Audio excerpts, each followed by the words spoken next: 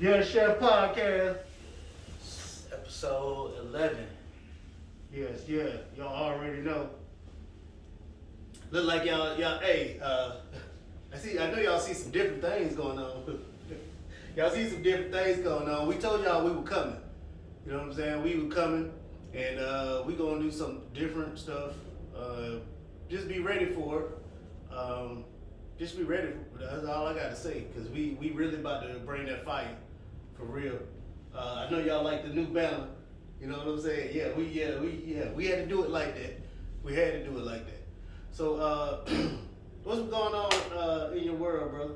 What's up with this the culinary art stuff, man? What's up with the new cooking stuff?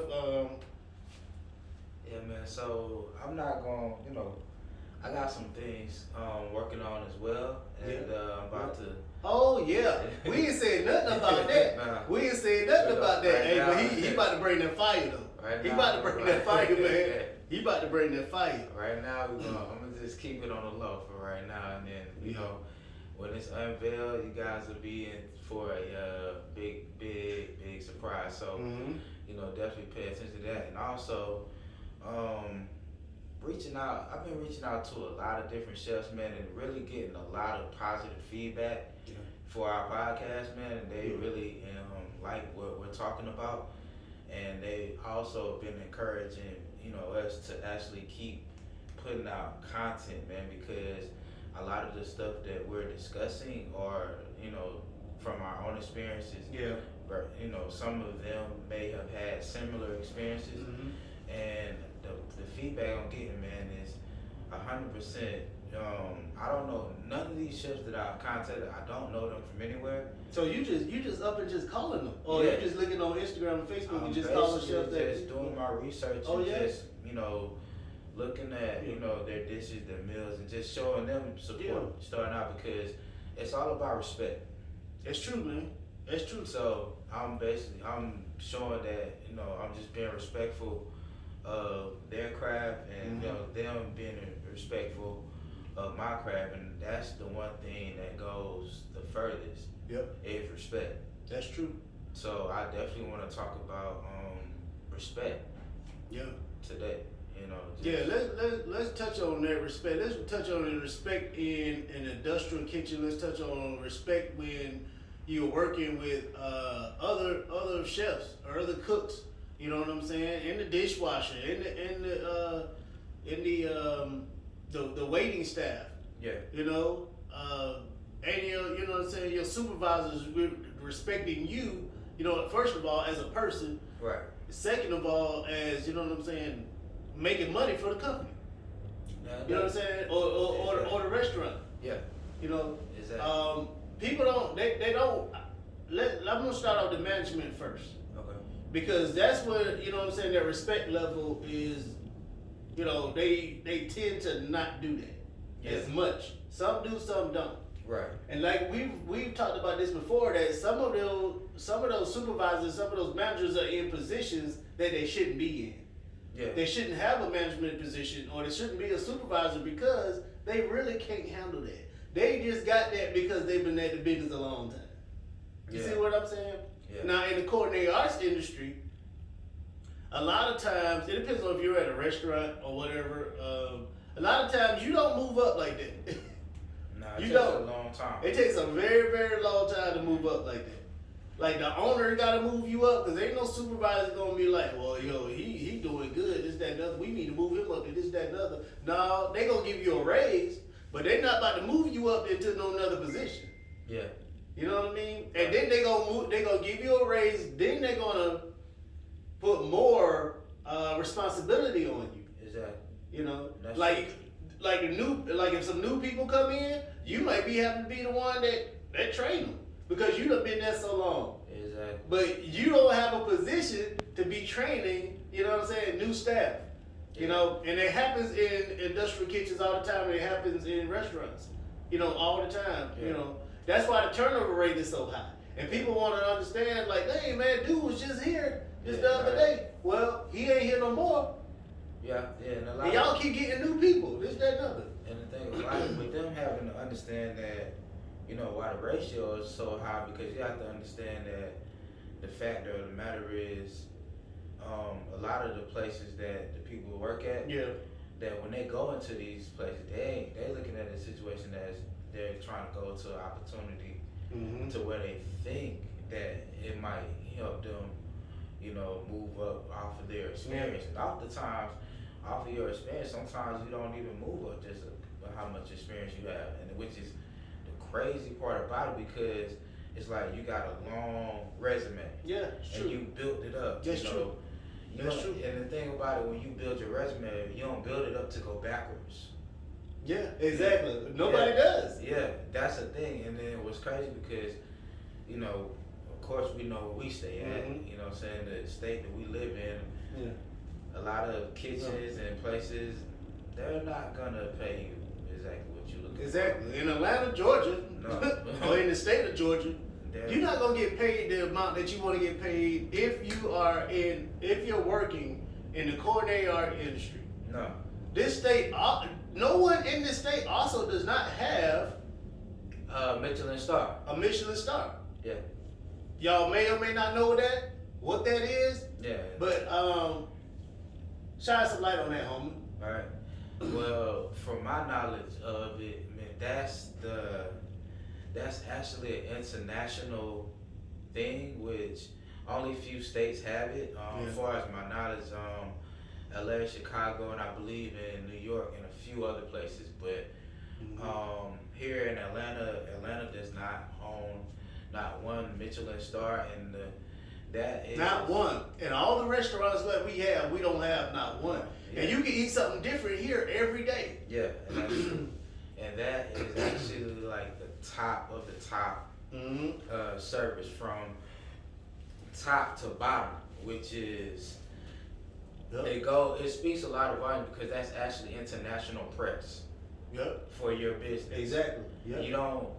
A lot of people don't really think, you know, that doesn't really matter, but it really does, because when they stamp you, you're like on the top of the top echelon. You're up there with chefs like Gordon Ramsay. Yeah, he's got the most. Yeah, and there's a lot of other chefs that have a lot. Have a lot of Michelin stars. Have a lot of Michelin stars, and those chefs, I take my hat off to them, because it's super hard to get that. Yeah, it is. It takes a lot of heart. It takes a lot of dedication to your craft to get that, you know, international press, because that's like the upper echelon of far as food and quality service, because, you know, to me I would love to have something like that. Man, what? Me too. I guarantee there's no black chefs that have it. Maybe a few. There may be a few, but I don't know any. But we gonna get back with y'all on that. Yeah. But absolutely. I would love to be the first in Atlanta to get a Michelin star. That'd be dope, bro. Maybe be off my sauces. Excuse me, I don't know what's going on. I should drink some water. But it should have been maybe be off my sauce, or, you know, my idea for a restaurant. You know, just off my menu alone. You know, well, I tell you what, man. So back to, you know what I'm saying, this respect thing in culinary arts industry. Yeah, absolutely. But a lot of these managers and supervisors they don't. Some of them, you know, are really, really good at what they do, and they respect everybody, and they really cool. They laid back. Yeah, that's true. As long as you do your job, right? And even if sometimes you don't do your job, sometimes they, you know what I'm saying, they'll get you back right. But there's a way to do that. It is a way to talk to people. And oftentimes I've been in many different situations where you're doing your job and you're still being bothered by petty stuff for no reason. Exactly. Yo, me too. Me too. And which is that's the most weirdest thing to me about being, you know, some of the weirdest things. That's like really odd that, you know, you could actually be doing what you're supposed to do and you still being hounded for no reason. But then you got the next person next to you that's doing way more or less of work than you, but they're actually getting more accolades. You know what I'm saying? It's not that we're looking for praise in the kitchen. Yeah, I ain't looking for no. I put it like this: just leave me alone and let me do what I'm supposed to do. Exactly. That's Please, all. please do. Because when it comes down to those executive chefs, the executive sous chef, the sous chef, those three people right there are the ones that are always, on your ass about something. Yeah. You see what I'm saying? Yeah. Or a regular goddamn chef that's been there for a long time, and he trying to, you know what I'm saying, pull his feathers out. You know what I'm saying? Yeah, showing it like he the shit. Yeah, you see what I'm saying? Or better yet, trying to prove to you that they know more than you about something that you've been doing a long time. Oh yeah, that happens all the time. And the thing about it, just because you've been with one place for a long period of time, that don't mean you know everything about culinary. Nobody does. The thing about it, you can go to a new place and they know a whole new different technique from the way that you're used to doing it, and you might not even know how to do that. Yeah, because you have to learn, you have to train yourself, your mind, condition your mind to do something repetitive over and over again. That's what it really, boils down to with culinary. Is also just perfecting it each and every time, making it better than you did the last time. Yep, that's true. So that's what it boils down to, because food is forever evolving, and you always gonna have that one person in the kitchen that think or two or three. Shit. That think they know everything, because the thing about it is, I've seen a lot of stuff, working inside of a kitchen. Man, from restaurants to all types of different kitchens. I worked in an elementary school kitchen, and the thing about that, I'm gonna be honest, that's probably one of the best experiences I've ever had. Working in an elementary school, because the thing about it is, that's easy work. It's easy, and the thing about it, the way they are organized, I think a lot of kitchens could, and from 5-star on down, could definitely take, valuable learning tips on how to structure and organize their kitchen, from their cooler and their freezers, just buy off the things that, some of the things that I've seen in the elementary school kitchen, which is crazy, because they have like the biggest freezer and cooler I've ever seen ever. Huge. It's freaking huge. But you go to a 5-star, kitchen, and their cooler and freezer is so jam packed and it's so confined, and so small that you barely have room to turn around in. Yeah. Let alone if you put speed racks in there and you have to pull all. We're giving you experience. You pull all the speed racks out just to go get one item out of the freezer or the cooler. Yeah, you see what I'm saying? That's happened a million times to us. Yeah, absolutely. A million times. And then having to actually go back in there and reorganize it, then put the speed racks back in there so that the stuff that was frozen won't unthaw. Yeah. You see what I'm saying? But you know why elementary schools are set up that way? It's because it's regulated by the state. Yeah, and the government. The government is, the state. Yeah. And it has to be, everything has to be a certain way, everything has to be structured, because you're working with children. You're feeding children. Yeah. And one thing they do not want is some of them children to get sick, man. Yeah, absolutely. They don't want no sickness. They don't want no employees getting hurt. Yeah. None of that kind of stuff, because it costing them money. Yeah. You know what I'm saying? It costing them money, and they don't want to get sued for nothing. Yeah, exactly. You see what I'm saying? So that's what, that's why that is like it is. You know what I'm saying? And I've seen that too. I've seen that. Yeah. Absolutely. Yeah, and a lot of daycares are set up the same like that too. Yeah. Or they try to set it up like that. That's true. Yeah. They have, but they don't seem to work for a daycare. It's not regulated by the state. Nah. Totally different. Yeah, when they cell phone, that shit just totally different. Yeah. But yeah, man, we definitely want to keep on, like, for my experiences with executive and sous chefs and having to deal. I've never had to deal with no chefs that throw plates, and thank God. Man, Thank God, because I ain't gonna say I haven't. I never had to actually.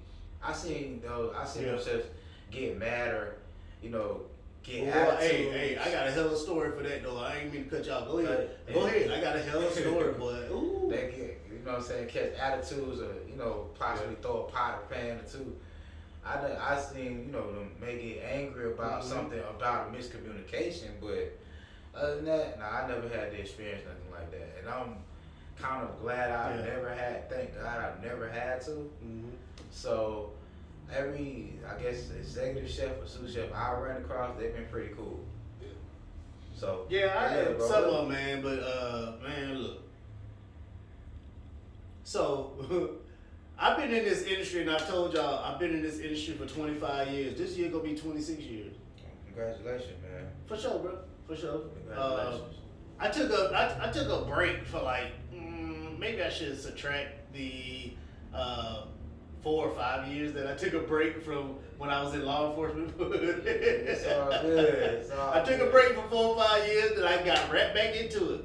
But mind you, I was still doing it. You know what I'm saying? Why I was in law enforcement. But I was just, just cooking like, here and there, and whatever little chance I had. Executive chef, sous chef, executive sous chef, and the sous chef. Man, I forgot where I worked, but one day came in. Where everybody want to know the dishwasher at? There was dishes piled everywhere. There was a party before. You know what I'm saying? We came in early in the morning. Right. And then we had a huge party, mind you, at like lunchtime. I'm talking about 12 to like, 3 o'clock. It was going to be like a 3 hour, like 2 or 3 hour thing. Mm-hmm. Bro, when I tell you, like all the dishes from the last party was still there. That was the night before. Okay? The night before. Man.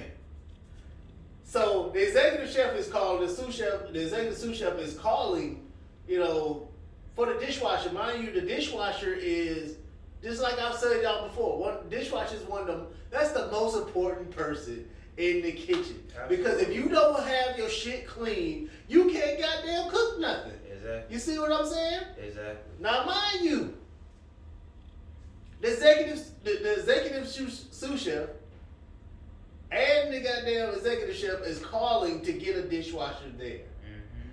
So we were getting our dishwashers from some I think it might have been Food Team.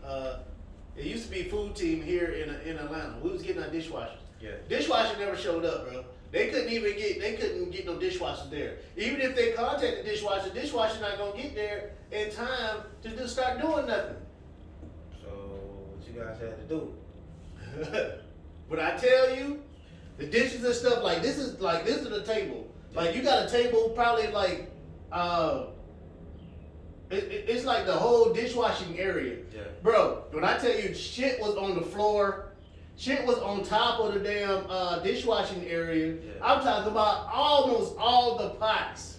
Almost all of the pots, all of the catering equipment. Like look, man, it used to be like 2 dishwashers. Yeah. You know what I'm saying? Well, we got huge parties like that. Yeah. Dude, no one showed up. Oh. So when that happens, they have to make like they gotta get chefs to do it. Yeah. And that's the problem. Yeah, exactly. That's the problem because now you're doing 2 jobs. Exactly. A lot of chefs I don't get paid to wash no goddamn dishes. Chefs do not like to wash dishes. Yeah. Period. That's true. We cook. We don't wash dishes. We don't sweep up the goddamn floor. Okay? We don't take out trash. That's not what we do. Yeah. Our focus is on cooking. So, executive chef, he mad as hell. So he go over there slinging shit in the damn water. I'm talking about throwing shit in the water, man. Shit just going all over the place. He mad as hell. You know what I'm saying? So niggas is looking like, hey, shit, I'm gonna keep cooking. Cause that nigga might tell me to come over there. You know what I'm saying? So, bro. So that's crazy. what ended up happening is they got two of the newer chefs that go over there and start washing the dishes, man. And when I tell you, they clean the shit out the dishes, and they got them out, man. I think it's probably like about 11:40 something when they finished. Yeah. You know what I mean? Mind you, we came in at like 8 something.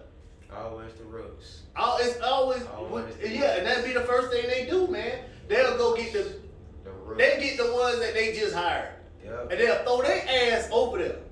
But mind you, who the fuck gonna prep the food? You need prep cooks. Yeah, exactly. It's because the thing about it is, and see, that's another thing, like. And they were hired to be prep cooks. So now there's more work on the chefs. See, that's a key thing where it goes back to respect. Respect and teamwork. Teamwork. You have to be a fucking team in the kitchen. Because if you don't, man, shit is gonna be a disaster. The thing about it is, your strongest, not just that's definitely one valuable thing in the kitchen is your communication. You gotta communicate. And I've been in kitchens where executive chefs and sous chefs do not communicate at all. They'll tell you something at the last minute, and then expect you to just jump up and do it. Yeah, exactly. It don't work that way. Yeah, we've been through that. Because you already asked me to do something else. How you gonna ask me to go? So now I gotta be in two places at one time. That's impossible.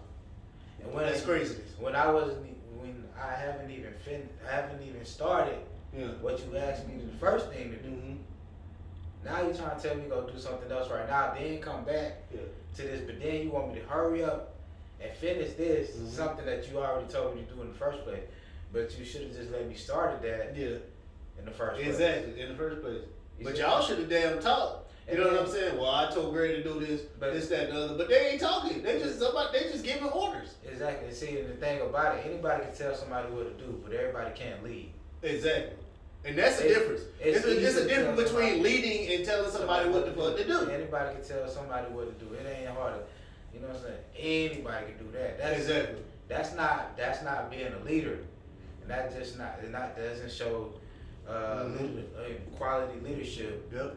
And on top of that, anybody can cop an attitude in the kitchen. That's nothing. You can wake up out of bed and come to work with an attitude problem for no reason. So all those who got attitudes that wake up with attitude, drink some water, man. Get you a cold water. You see what I'm saying? Yeah. Go get you some damn coffee, man. Get a cold drink, man, because think about it. Something. Yeah. It's gonna cool you off. Eat you a little fruit. Yep. And then guess what? You ain't gonna. But that shit, man. That shit be coming from the house, man. Yeah. People be bringing their attitude from home. From the house to the job, from the job to the house. You know what I'm saying? Some people can't shake it off that quick. You know what I'm saying? And they think about this shit on the ride to work, or they think about this shit on the ride back home. You know what I'm saying? And it be, you know what I'm saying? You causing problems at your next destination. You know what I'm saying? You need to figure it out. The nigga stop somewhere and take a shot or something. You know what I'm saying? Stop with all the bullshit. Yeah, my thing is, if you don't want to be there, then don't go.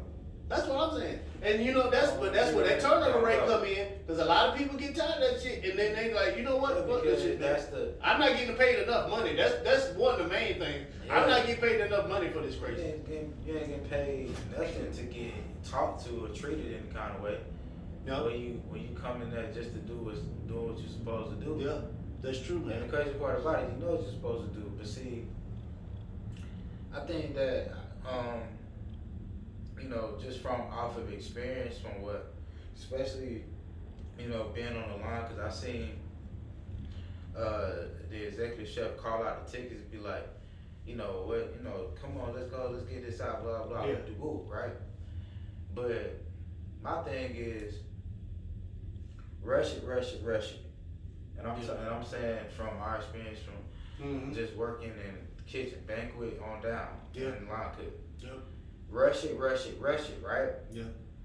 But then guess who's gonna end up being the unhappy camper when rushing, the quality of food that you're trying to put unhappy out. camper. Yeah, unhappy camper. It's the people that do business. I know. It's the people that do business with you, and that's your clientele. Yep. Because the thing about it is, they gonna come out right. It don't take nothing but a second to lose that clientele. It don't take long. You know what I'm saying? That's not. And honestly, I don't even like using the word clientele. I would prefer to use the word relationship. Yeah, it's true. Because the thing about it is, I just don't like saying customer, client. I don't like using that.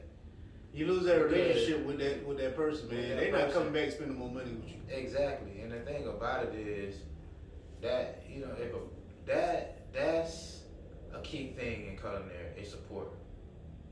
Because it don't take nothing but a second for anybody to walk away from any situation. Yeah, it's true. So you don't, and the thing about it, you can't make nobody stay somewhere they don't want to stay. No, you can't. If that person don't want to be there, they don't gotta be there. That's true. That's the thing about it is, and that goes for. That's why it's about respect and making adjustments towards your attitude towards people. You know what I'm saying? You gotta switch the vibe up. The thing about it is, it's easy. A person can easily have an attitude, but the thing about it, you can change the narrative, just like that. Yeah. And once you change it, guess what? Everything works. Everything starts to flow like it's supposed to because everybody's communicating. Mm-hmm. You even asking the questions that need to be asked. So then that way, the executive chef or the sous chef can't say that you didn't ask them because you did ask them. Exactly. And if they try to tell you, if they try to say that, oh, you didn't ask me, no, I did ask you. I even asked you, where did you want me to put it at? You told me to put it here, so I did. Mm-hmm. See what I'm saying? But see, that's where that's another key part. That's another key factor. Is we're talking about respect and communication in the kitchen. That's a plus. That's a must. I mean, yeah. You gotta have communication in the kitchen. You have to, and you gotta work as a team. You know what I'm saying? When it works as a team, it runs so much better, man. Yeah. You know what I'm saying? And you get everything out on time. You know what I'm saying? Shit looks like it's supposed to look. Yeah. You know what I'm saying? Like, and your food is not overcooked or undercooked. You know, everything is to temp. You know, I mean, you can't, like, in a lot of kitchens, it don't work like that. But in some kitchens, it really does work like that because everybody believe in each other, everybody respect each other, and they work as a team so everybody can go home happy. I'm gonna give you another experience. Like, I'm gonna be honest. I'm gonna be drop dead brutally honest. A lot of problems that happen in the kitchen. Some of them oftentimes happen in the smallest kitchens. Yeah, believe it or not, ain't no room.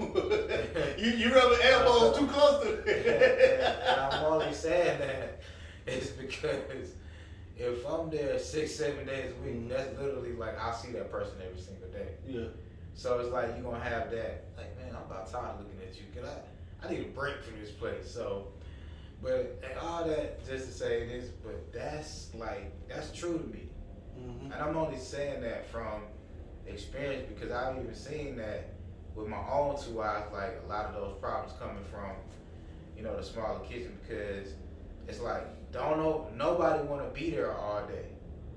So it's like a whole bunch of complaining and really not taking nothing seriously about what you're trying to get done, and which is, you know what I'm saying, just provide the proper service to the people that's needed. And nobody don't pay attention to that. They don't, man. I think why sign up for something that if you really don't care, if you don't really have no passion or no care about it, then why sign up to do it? I mean, you know what? And it comes back down to this: people just need a job. Yeah. People just need a job. And they be like, well, you know what? Hell, I can cook. I can do this. And the other, I cook every day at home. And also the thing of it is that it's either that or they're not getting paid enough money. Yeah. You see what I'm saying? In the state of Georgia, they don't. I mean, the minimum wage is $7.25, and I think that's the whole country. But I mean, why pay somebody? Not saying that you're gonna be in an industrial kitchen making $7.25. The dishwashers make more money than that. Yeah. But they be goddamn complaining because they don't make enough damn money. Yeah, because the thing about it, they usually start there like $89. You got look at it like this. High risk, low reward. That's true. That's true. You see what I'm saying? That's Because true. by getting at the factor of it is, if a dishwasher, like, you gotta think about it. A dishwasher job is very physically demanding. Yeah. It You is. see what I'm saying? It's Because he's not just doing that. No, the thing when it's physical, and then it's gonna start messing with your mental. Yeah, that's why there's a lot of crazy ass goddamn dishwashers. Them motherfuckers be thrown out, bro. Right. I ain't seen no dishwasher that got a lot of goddamn common sense. They got some common sense, but them motherfuckers is crazy. Yeah, oh yeah. Like, nigga, you ain't water, soaping water all day. Man, you better goddamn relax. But chill. But they be thrown out, but they know for a fact that we need them. So Yeah, and see, and the thing about it is, that's another thing that that's where it goes down to respect. yeah, You know, gotta respect that dishwasher. Respect everybody in the kitchen. Everybody in the kitchen, and you need to respect that dishwasher. Everybody. You got, you got to, man. Because that's super important, man. Don't make that. Yeah. Don't make. I think within the kitchen, man. I mean, like nowadays, like you can't make no one's job hard. No one's job hard. You know what I'm saying? Because the thing about it, I think it should probably be like, don't. First of all, let's get this out there. Don't put one dishwasher when you got 10 to 20 chefs in one kitchen. Don't put one dishwasher. Yeah, because that shit gonna be disaster. You know what I'm talking about? You have. But see, that's what they do. That's what they've been doing, though. They do that a lot of places. Yeah. They put one dishwasher in the dish room and expect that one dishwasher to get all that stuff done. The thing about it is, come on, man. Look at it from a bigger perspective. Yeah. You got, what, maybe 15 to 20 chefs, maybe, you know what I'm saying, a little less, maybe. Depends on the size of the kitchen. And you got 1 or 2 dishwashers, and they gotta get all that stuff done. Make it make sense. That's true. Make it make sense. And because Please do. the thing about it is, nobody wants to work for that low ball of pay for all that hard physical labor. Bro, $8 or $9, man. I gotta wash all these fucking dishes. I gotta take out the fucking trash. I gotta sweep all this goddamn floor and mop the damn floor. Are you serious? So I used to. You know what? I hate that. I have to get this shit out, bro. Because there's so many dishwashers that, you know what I'm saying, that I work, you know what I'm saying, with, and they be like, bro, like, you know, I'm tired of this shit, man. I'm about to fucking quit. I could go over here and make $10.50. I heard that. Or $11. You know what I'm saying? And do less goddamn work. Yeah, many times. I heard that many You know what times. I'm saying? Many conversations that I had with a dishwasher just. And the prep cooks, the same goddamn shit, man.